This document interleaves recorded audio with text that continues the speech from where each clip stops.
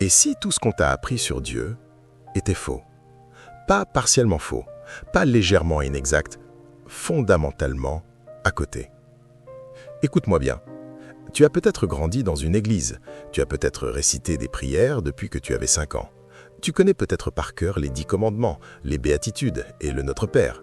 Tu te lèves peut-être le dimanche matin avec discipline, tu dîmes peut-être avec fidélité, tu sers peut-être à l'église avec zèle. Et pourtant, tu te sens vide. Il y a quelque chose à l'intérieur de toi qui crie en silence « Est-ce que c'est vraiment tout? Est-ce que Dieu est vraiment là? Est-ce qu'il m'entend ou est-ce que je parle dans le vide depuis des années ?» Si tu as déjà ressenti ça, ce mélange étrange d'être religieux et d'être désespérément seul, alors ce message est pour toi. Non seulement pour toi, ce message a été déposé dans mon cœur spécialement pour toi. Parce qu'il y a une vérité que personne ne t'a peut-être jamais dite clairement. Dieu ne veut pas que tu le serves, il veut que tu le connaisses. Il ne veut pas de tes performances religieuses, il ne veut pas ton dimanche matin s'il ne peut pas avoir ton lundi à 3 heures du matin quand tu pleures dans ton oreiller. Il ne veut pas ton alléluia de façade s'il ne peut pas avoir les doutes que tu caches au fond de toi. Il veut toi, entièrement, authentiquement, réellement toi. Aujourd'hui, on va briser quelque chose. On va briser l'image du Dieu de la religion, ce juge sévère sur son trône qui tient le grand registre de tes fautes, et on va découvrir ensemble le Dieu de la Bible, celui que Jésus appelle Abba, Papa, Père. Es-tu prêt à tout recommencer? Es-tu prêt à désapprendre pour mieux apprendre? Alors reste. Ce que tu vas entendre pourrait changer le cours de toute ta vie spirituelle. Commençons par poser les bases, parce que si on ne comprend pas la différence entre religion et relation, on ne peut pas avancer. On tourne en rond, on fait du sport spirituel sans jamais aller nulle part. Alors, c'est quoi la religion? Le mot vient du latin religio, qui signifie lier, relier. À l'origine, ce n'était pas un mauvais mot, il désignait le lien entre l'homme et le divin. Mais avec le temps, la religion est devenue quelque chose de très différent, elle est devenue un système. Un système de règles, un système de rites, un système de performance, un système où tu dois gagner ta place, mériter ta bénédiction, prouver ta valeur. La religion dit « fais ceci pour que Dieu t'aime ». L'Évangile dit « Dieu t'aime, c'est pourquoi tu veux faire ceci ». La religion, portrait fidèle. Voici ce que fait la religion. La religion te donne une liste de choses à faire. Elle te dit quand prier, comment prier, combien de temps prier. Elle te dit ce que tu peux manger et ce que tu ne peux pas manger, ce que tu peux dire et ce que tu ne peux pas dire, ce que tu peux porter et ce que tu ne peux pas porter. La religion crée des castes. Il y a ceux qui sont dans la grâce et ceux qui sont dans le péché. Il y a les vrais chrétiens et les faux chrétiens. Il y a les anciens de l'Église qui ont le droit de parler et les petits membres qui doivent se taire. La religion mesure ta valeur par tes performances. Tu as raté le jeûne, tu es un mauvais chrétien. Tu as manqué le culte dimanche, méfie-toi, Dieu est mécontent. Tu as péché cette semaine, tu dois d'abord te purifier avant d'oser t'approcher de Dieu. Est-ce que tu reconnais ce système? Est-ce que tu l'as vécu? Peut-être que tu l'as même imposé à quelqu'un d'autre sans t'en rendre compte. La religion produit 2 types de personnes, des hypocrites ou des épuisés. Les hypocrites jouent le jeu extérieurement mais meurent intérieurement. Les épuisés essaient vraiment mais ils n'en peuvent plus. Ils courent après un Dieu qui semble toujours hors de portée. La relation, une réalité totalement différente. Maintenant, parlons de la relation. Qu'est-ce que c'est qu'une relation?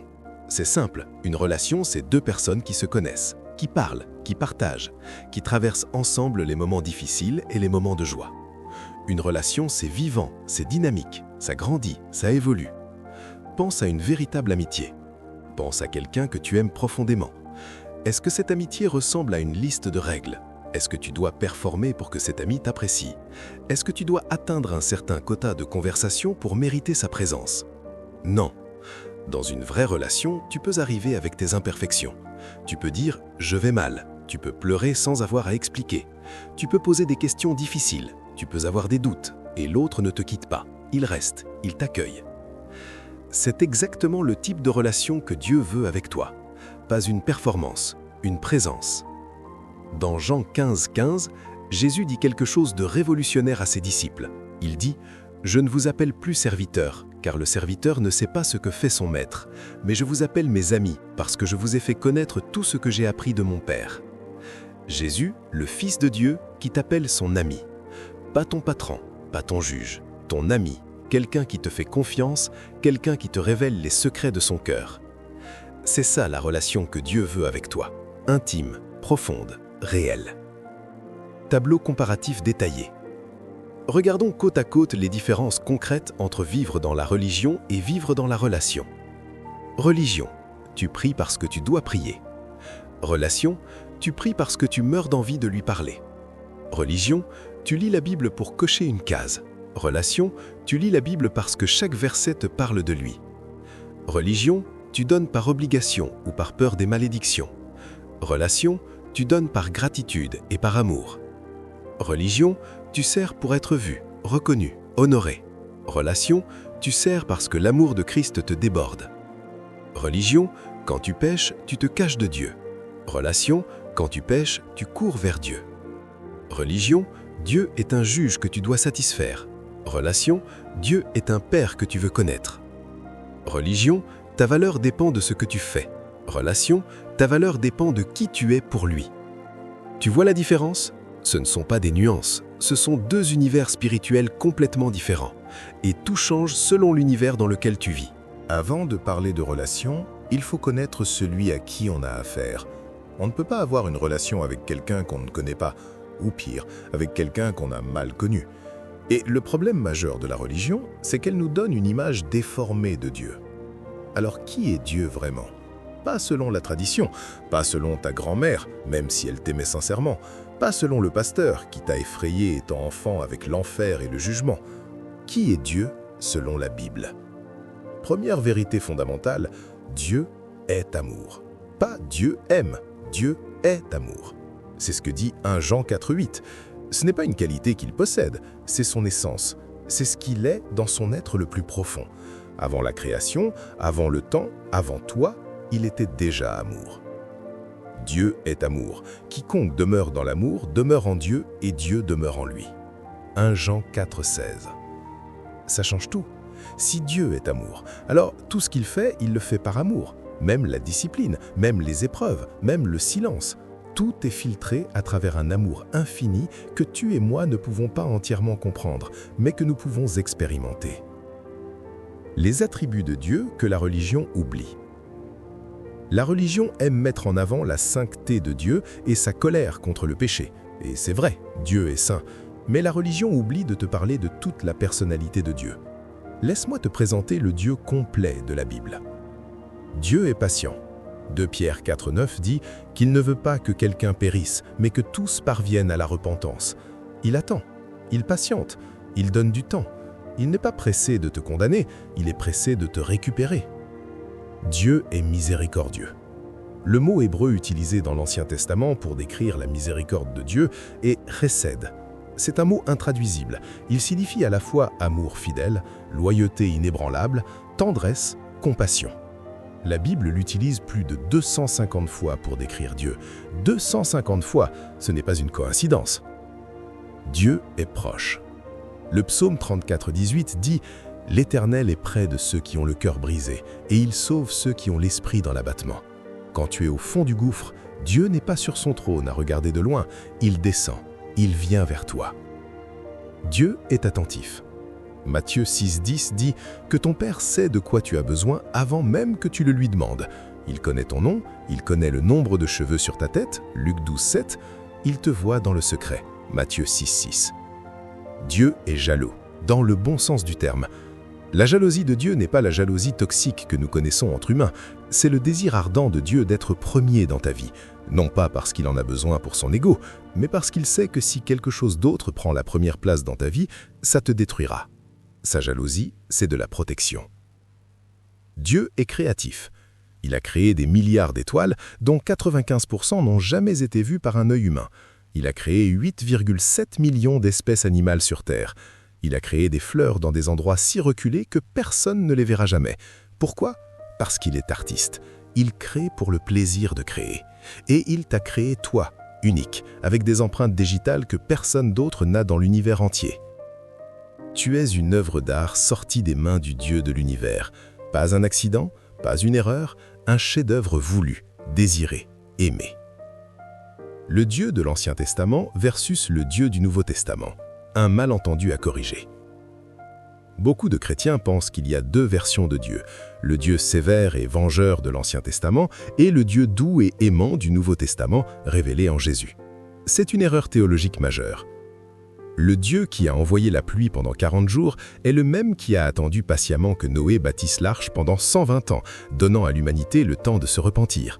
Le Dieu qui a puni l'idolâtrie d'Israël est le même qui envoyait prophète après prophète pour ramener son peuple en criant à travers chacun d'eux « Revenez vers moi et je reviendrai vers vous ». Dans Osée 11, Dieu parle d'Israël comme un père parle d'un enfant. « C'est moi qui ai appris à marcher à Éphraïm, je les prenais par les bras. Je les conduisais avec des liens d'humanité, avec des cordages d'amour. » Ce n'est pas un Dieu de colère froide, c'est un père au cœur brisé. Jésus n'est pas venu nous révéler un nouveau Dieu. Il est venu nous révéler le vrai visage du Dieu qui a toujours existé. Et ce visage, c'est le visage de l'amour incarné. L'image de Dieu est filtrée par notre image du Père. Voilà quelque chose que peu de prédicateurs osent dire clairement, mais que la psychologie chrétienne a bien documenté. Notre image de Dieu est profondément influencée par notre expérience avec notre Père terrestre. Si ton Père était absent, physiquement ou émotionnellement, tu as peut-être inconsciemment un Dieu absent, un Dieu qui ne répond pas, un Dieu lointain qui s'est désintéressé de ta vie. Si ton Père était dur, sévère, impossible à satisfaire, tu as peut-être un Dieu juge, un Dieu qui compte tes erreurs, un Dieu devant qui tu n'es jamais assez bien. Si ton Père était imprévisible, violent ou t'a abandonné, tu as peut-être peur de la proximité avec Dieu. Parce que se rapprocher, c'est risquer d'être encore blessé. Et si ton Père était trop permissif, jamais là pour te corriger avec amour, tu as peut-être du mal à voir Dieu comme une autorité aimante. Mais voici la bonne nouvelle, et écoute-moi bien. Dieu n'est pas ton Père terrestre, il est infiniment au-delà de lui, en bien. La parabole du Fils prodigue, la plus grande histoire d'amour jamais racontée. Jésus nous a donné l'image la plus parfaite du cœur de Dieu dans la parabole du Fils prodigue, en Luc 15. Permettez-moi de la raconter à nouveau, comme si tu ne l'avais jamais entendue. Un homme a 2 fils. Le plus jeune s'approche un jour de son père et lui dit quelque chose d'une violence terrible. « Père, donne-moi maintenant la part d'héritage qui me reviendra. » En d'autres termes, je veux que tu sois mort, je veux ce qui me reviendra à ta mort. C'était l'insulte suprême dans la culture de l'époque. Et le père lui donne. Il divise son bien. Il laisse son fils partir, sans le retenir de force, sans le menacer, sans le punir immédiatement. Il le laisse aller. Pourquoi? Parce que l'amour ne force pas. L'amour laisse la liberté. Dieu t'a donné le libre arbitre non pas parce qu'il s'en fiche de ce que tu fais, mais parce qu'il veut que ton amour pour lui soit réel, choisi, authentique. Pas programmé, pas forcé. Le fils part et dilapide tout. Il vit dans la débauche. Il dépense en quelques mois ce que son père a mis des décennies à construire. Et quand une grande famine arrive, il se retrouve à garder des cochons, l'animal le plus impur selon la loi juive. L'humiliation est totale. Et là, au fond du gouffre, vient ce magnifique moment. Il rentra en lui-même. C'est la première étape de tout retour vers Dieu. Rentrer en soi-même. Arrêter de fuir, s'arrêter, se regarder en face. Il se dit « Combien de serviteurs de mon Père ont du pain en abondance et moi je meurs de faim ici. Je me lèverai, j'irai vers mon Père et je lui dirai « Père, j'ai péché contre le ciel et contre toi. Je ne suis plus digne d'être appelé ton fils. Traite-moi comme l'un de tes serviteurs. » Remarque, il ne planifie même pas de revenir comme fils. Il espère juste devenir un serviteur. La religion avait tellement déformé son image qu'il pensait « Je suis trop loin, je suis trop souillé. Je peux peut-être travailler pour mériter un peu d'attention de Dieu, mais plus sa présence de Père, c'est trop demandé. » Écoute ce qui se passe ensuite. Le fils part vers chez son père. Et voici le verset le plus bouleversant de toute la Bible. Comme il était encore loin, son père le vit et fut ému de compassion. Il courut se jeter à son cou et l'embrassa. Luc 15, 20. Comme il était encore loin, ça veut dire que le père regardait. Tous les jours, il scannait l'horizon, il attendait. Et quand il l'a vu au loin, il n'a pas attendu que son fils arrive à la porte, non, il a couru. Un père digne dans la culture de l'époque ne courait pas. Courir était indignifié. Mais ce père-là s'en fiche de sa dignité. Il court. Parce que son fils est revenu, il l'embrasse avant que le fils ait dit un mot, avant l'explication, avant le discours préparé. L'amour du père ne conditionne pas son accueil à la qualité du repentir du fils. Le fils commence son discours « Père, j'ai péché contre le ciel et contre toi. Je ne suis plus digne d'être appelé ton fils. » Et avant qu'il puisse finir, avant qu'il dise « Traite-moi comme un serviteur », le père l'interrompt. Il dit à ses serviteurs « Apportez vite la plus belle robe et revêtez-le.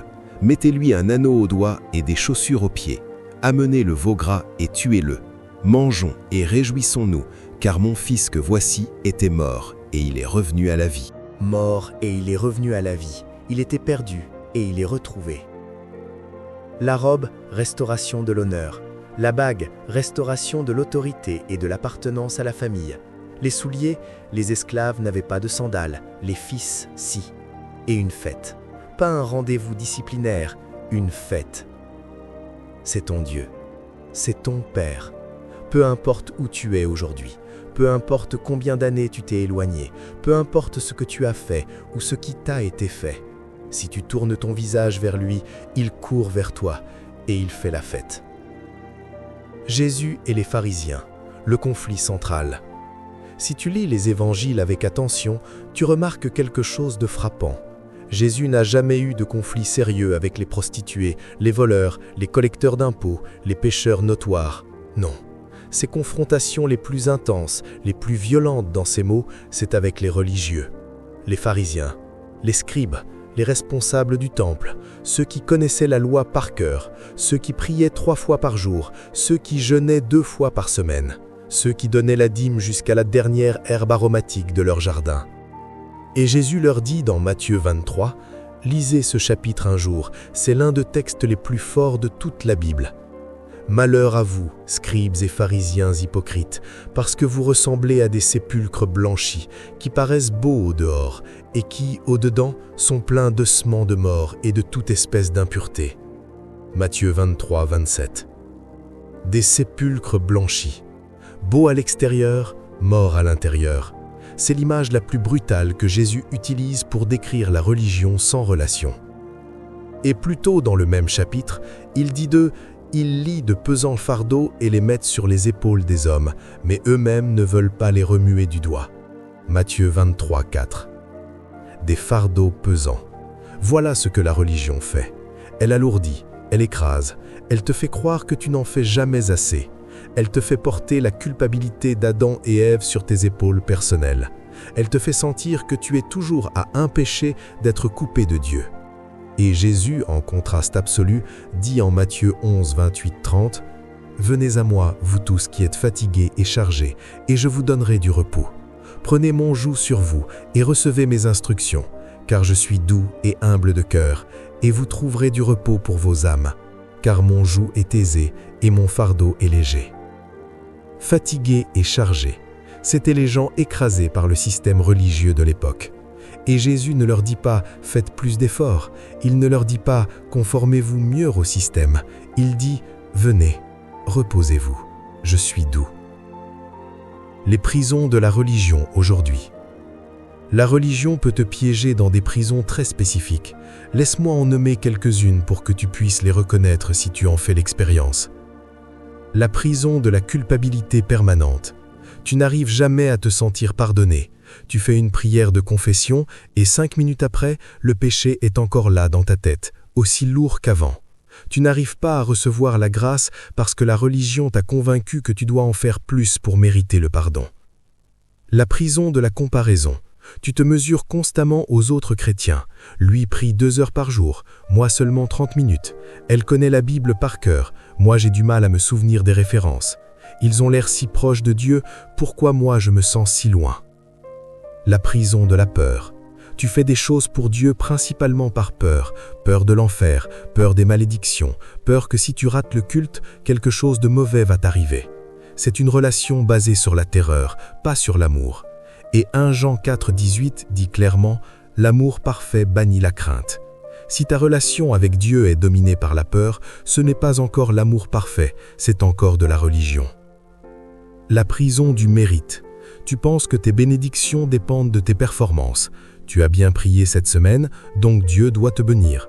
Ton entreprise n'a pas marché, donc tu auras du péché quelque part. C'est une théologie du commerce, pas de la grâce. La prison de la façade. Tu joues un rôle à l'église, tu montres un visage de victoire quand intérieurement tu te bats avec des doutes, des péchés, des douleurs que tu ne peux montrer à personne. Parce que dans l'environnement religieux dans lequel tu es, la vulnérabilité est perçue comme un manque de foi. Si tu reconnais dans une de ces prisons, sache que Jésus est spécialement venu pour t'en sortir. Il dit dans Jean 8,36 « Si donc le Fils vous affranchit, vous serez réellement libre. » Réellement libre. Pas juste théologiquement libre, pas libre sur papier, réellement, profondément, authentiquement libre. Jésus, le plus grand révolutionnaire spirituel de l'histoire. Jésus n'est pas venu pour fonder une nouvelle religion, il est venu pour la détruire. La religion comme système de performance et de mérite, il est venu mettre fin à ça définitivement.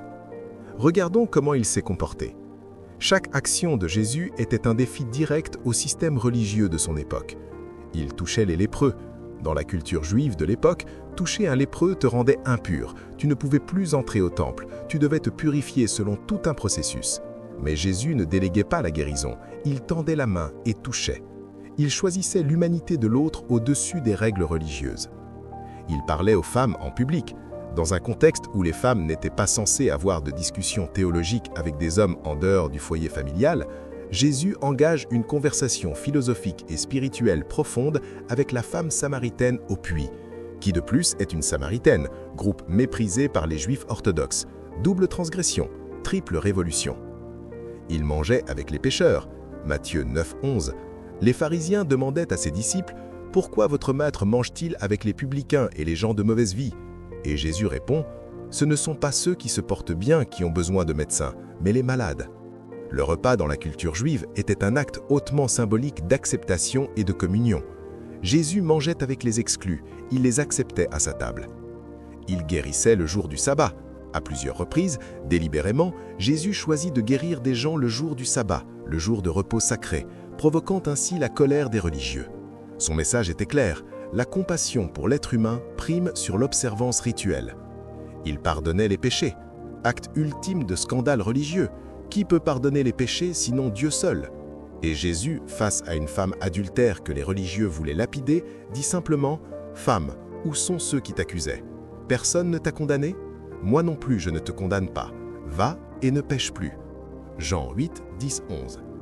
Jésus ne commence pas par la condamnation, il commence par la restauration, et la transformation vient de l'amour, pas de la peur.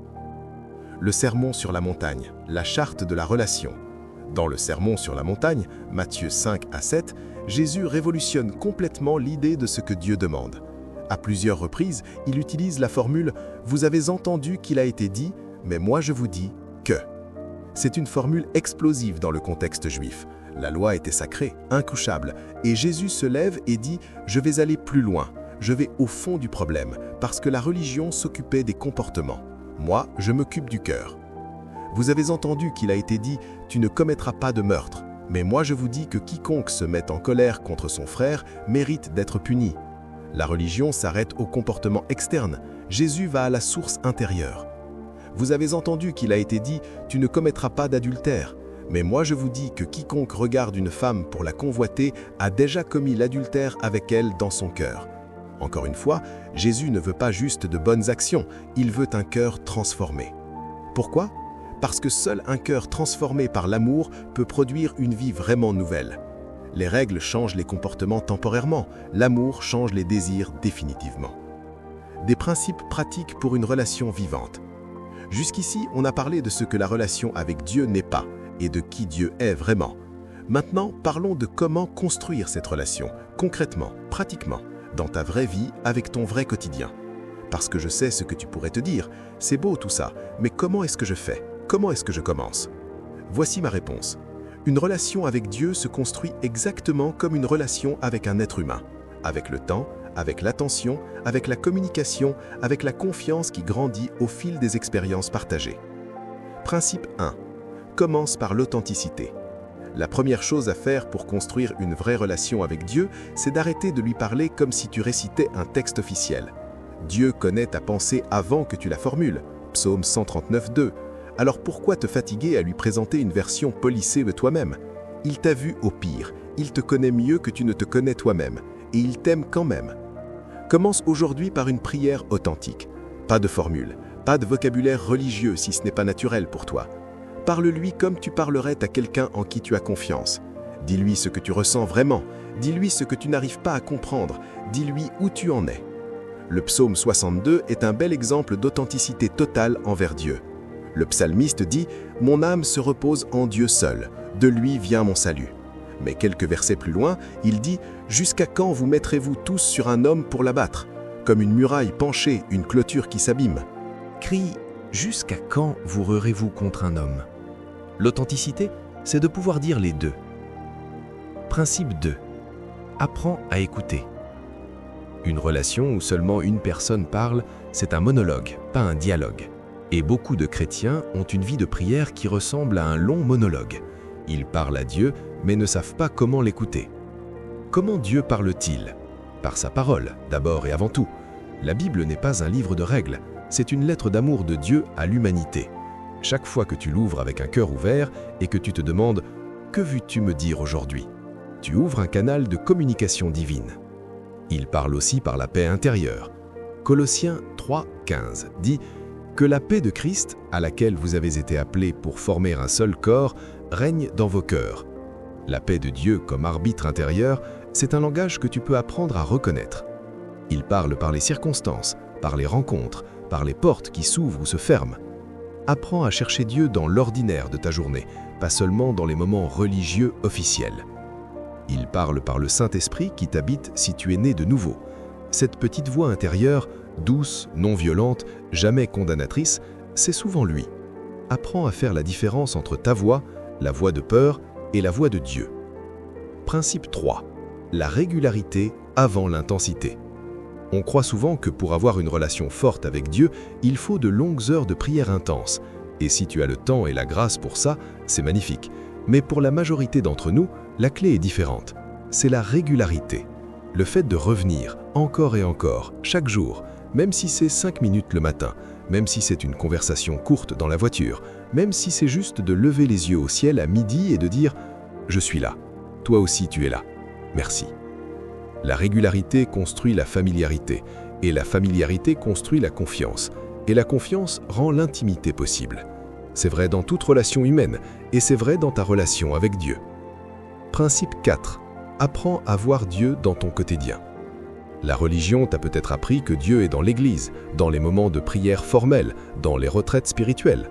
Et il est effectivement là, mais il est aussi dans ta cuisine le matin, dans ton bureau, dans tes conversations ordinaires.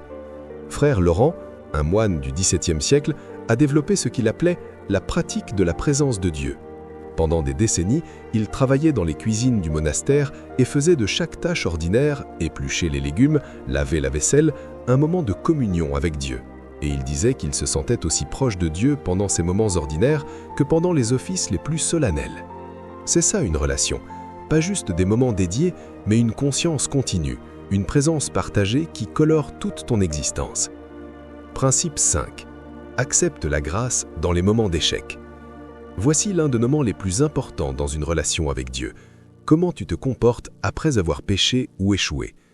La religion te dit, tu dois d'abord te purifier, faire pénitence, montrer que tu es sincèrement désolé pendant suffisamment longtemps et après peut-être Dieu te pardonnera. L'Évangile dit quelque chose de radicalement différent. 1 Jean 1, 9. Si nous confessons nos péchés, il est fidèle et juste pour nous les pardonner et pour nous purifier de toute iniquité. Immédiatement, sur la base du sacrifice de Jésus, pas sur la base de la qualité de notre repentir. Romains 8, 1. Il n'y a donc maintenant aucune condamnation pour ceux qui sont en Jésus-Christ. Aucune. Zéro. La condamnation que tu ressens après avoir péché n'est pas de Dieu. Elle est soit de toi-même, soit de l'ennemi de ton âme. Dieu te dit « Viens, confesse, reçois le pardon et on repart ensemble ». Comme un père qui voit son enfant tomber, court vers lui, l'aide à se relever, essuie ses larmes et dit « Allez, debout, tu t'en sors ». Identifier ce qui nous empêche de nous approcher de Dieu. Si la relation avec Dieu est si belle, si Dieu lui-même court vers nous, pourquoi est-ce que tant de chrétiens se sentent loin de lui? Qu'est-ce qui bloque l'intimité? Il y a plusieurs ennemis. Laisse-moi les nommer clairement. L'ennemi 1. La blessure non guérie.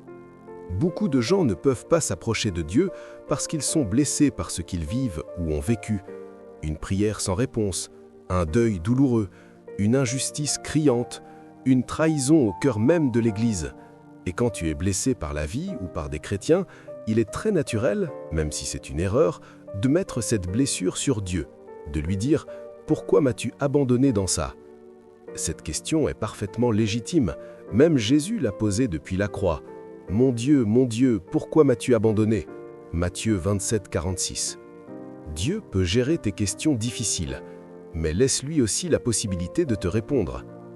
Le psaume 34, 18 dit « L'Éternel est près de ceux qui ont le cœur brisé. » Pas loin, près.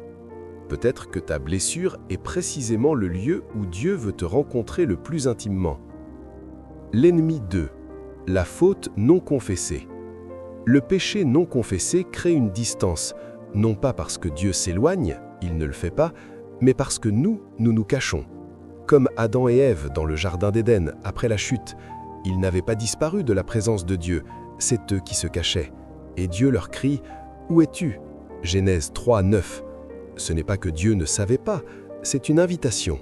Sors de ta cachette, viens à moi, je suis là. La honte du péché non confessé te paralyse et t'empêche de te rapprocher de Dieu. Mais la confession, honnête, simple, directe, est la porte qui te ramène dans sa présence. L'ennemi 3. La distraction et l'agitation. Nous vivons dans le monde le plus distrait de l'histoire de l'humanité. Smartphones, réseaux sociaux, notifications, informations en continu, streaming, podcast, tout s'est mis en place pour occuper chaque seconde de ton attention.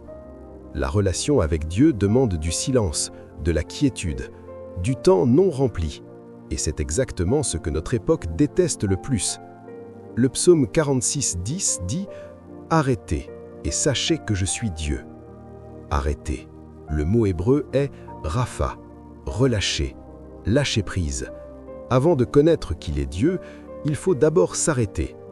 Il y a une raison pour laquelle l'ennemi de ton âme ne veut surtout pas que tu aies du silence dans ta vie. Parce que dans le silence, Dieu parle. Dans le silence, tu entends sa voix. Dans le silence, tout change. L'ennemi 5. La théologie du mérite. Je ne mérite pas de m'approcher de Dieu. Combien de fois tu t'es dit ça? Ou pire, combien de fois quelqu'un d'autre te l'a dit? Voici la vérité radicale de l'Évangile. Tu ne t'approches pas de Dieu parce que tu mérites, tu t'approches parce que Jésus méritait à ta place et qu'il t'a invité à entrer avec lui.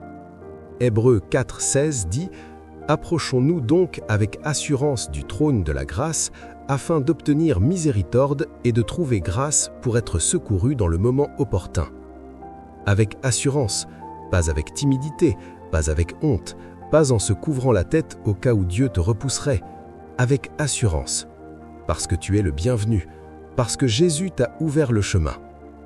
L'ennemi 5. La foi intellectuelle sans vie intérieure.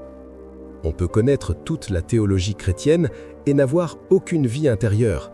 On peut avoir une tête pleine de doctrine et un cœur vide de présence. On peut débattre de la Trinité et ne jamais avoir eu une vraie conversation avec le Père. L'intellectualisation est un mécanisme de défense.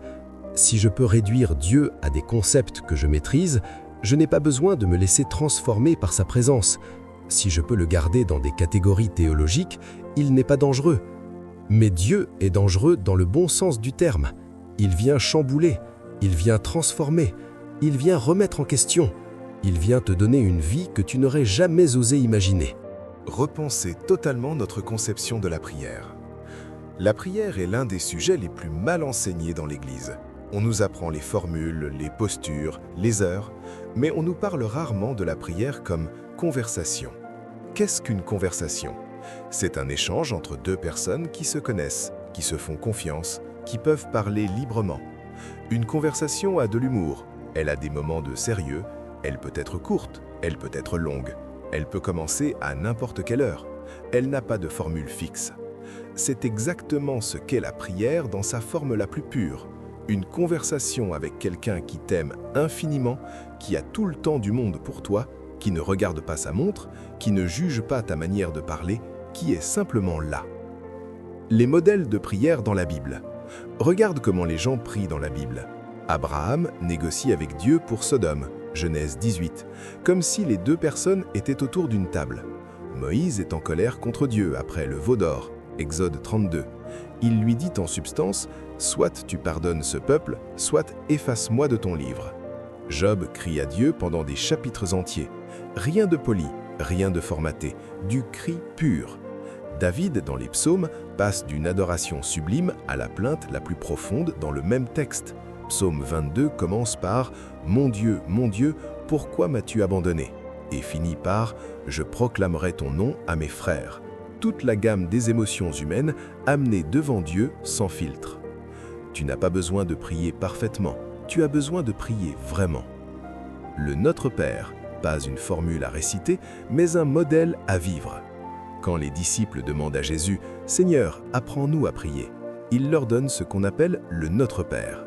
Mais il est crucial de comprendre qu'il ne dit pas « réciter ces mots exacts », il dit « prier ainsi ». C'est un modèle, un squelette, une structure. Notre Père qui es aux cieux commence par la relation. Tu es mon Père, je suis ton enfant. Ce n'est pas une transaction, c'est une famille. Que ton règne vienne, que ta volonté soit faite. Soumission de ma volonté à la sienne. Pas de mauvaise volonté, mais confiance dans sa sagesse supérieure à la mienne. Donne-nous aujourd'hui notre pain quotidien. Il est légitime de lui demander. Il veut que tu lui apportes tes besoins concrets, aujourd'hui, pas pour toute la vie, juste aujourd'hui. La dépendance quotidienne comme discipline spirituelle. Pardonne-nous nos offenses comme nous pardonnons. La réciprocité. Ce que tu reçois, tu dois le donner. La grâce reçue produit une grâce accordée.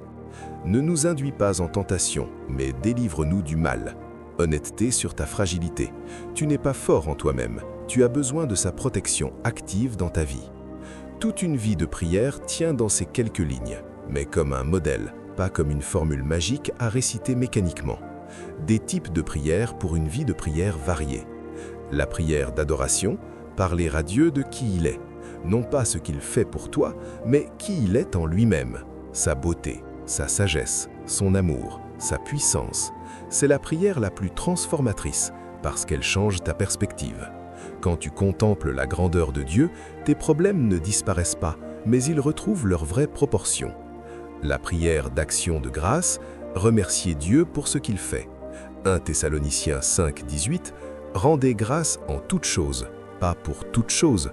Dieu ne te demande pas de le remercier pour le mal, mais en toutes choses, dans tout contexte, cherchez un motif de gratitude. La prière d'intercession, prier pour les autres, c'est une des formes les plus altruistes de prière. Quand tu pries pour quelqu'un, tu l'amènes devant le trône de Dieu. Tu intercèdes comme le font les anges. C'est un acte d'amour profond. La prière de demande, Philippiens 4, 6, ne vous inquiétez pas de rien, mais en toute chose, faites connaître vos besoins à Dieu par des prières et des supplications avec des actions de grâce. Dieu veut que tu lui demandes.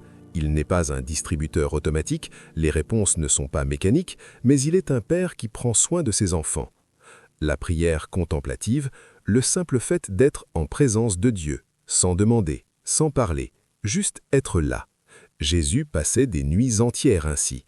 C'est peut-être la forme de prière la plus difficile pour notre génération hyperactive, mais aussi la plus profonde. Le moment de vérité. On arrive à la fin de ce message.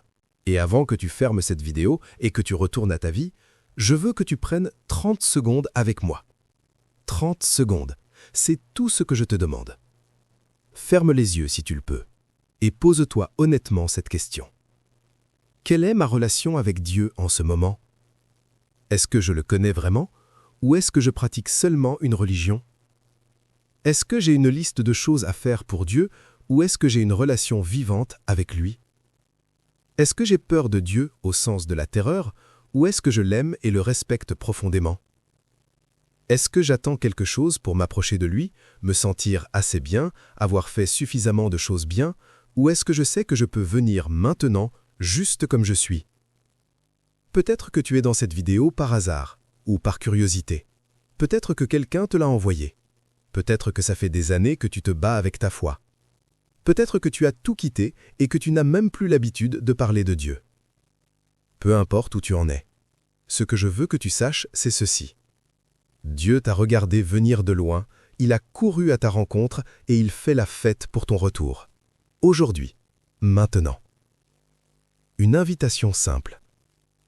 Je ne te demande pas de rejoindre une église, même si c'est important, je ne te demande pas de respecter une liste de règles, je te fais juste une invitation simple. Parle-lui, maintenant, dans tes mots, dans ta langue, dans ta vérité. Tu peux dire quelque chose d'aussi simple que « Dieu, si tu es là, si tout ce que j'ai entendu dans ce message est vrai, je veux te connaître vraiment. Pas une religion, une relation. Montre-moi qui tu es vraiment. » C'est tout. Dieu fait le reste. Il est fidèle à sa parole. Jacques 4, 8 dit « Approchez-vous de Dieu et il s'approchera de vous. » Il s'approchera. Ce n'est pas une théorie, ce n'est pas une belle métaphore, c'est une promesse. Pour ceux qui veulent aller plus loin. Si ce message a touché quelque chose en toi et que tu veux approfondir, voici quelques étapes concrètes. Premièrement, lis l'Évangile de Jean, pas comme un manuel religieux, comme une lettre d'amour. Lis-le lentement, pose des questions à Dieu au fil de la lecture. Qu'est-ce que tu veux me dire ici?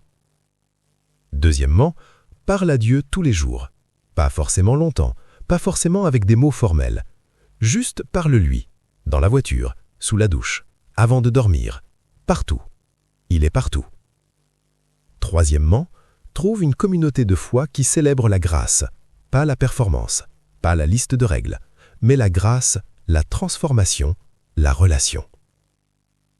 Ce n'est pas toujours facile à trouver, mais ça existe. Et tu as besoin de frères et sœurs pour ce voyage.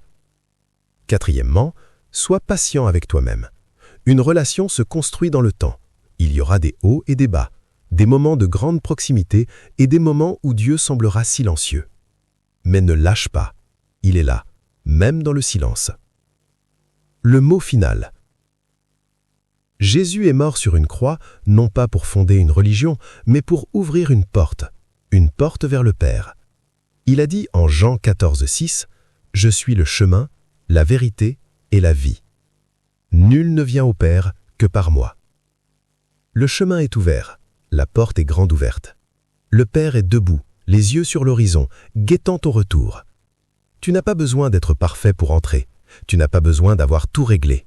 Tu as juste besoin de faire un seul pas vers lui.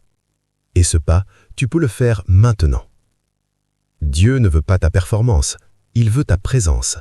Il ne cherche pas un serviteur, il cherche son enfant. Et cet enfant, c'est toi. Que Dieu vous bénisse et que cette vérité, Dieu veut une relation, pas une religion, change le cours de votre vie pour toujours. L'illustration du téléphone. Imagine que tu as un ami très proche. Et cet ami, un jour, te dit « Je vais t'appeler tous les matins à 7 heures, je veux qu'on parle. » Le premier matin, tu décroches et vous avez une vraie conversation. Le deuxième matin, tu décroches, mais tu es distrait. Le troisième, tu laisses sonner parce que tu dors encore. Le quatrième, tu décroches, mais tu lis tes messages en même temps. Et au bout d'une semaine, l'ami cesse d'appeler.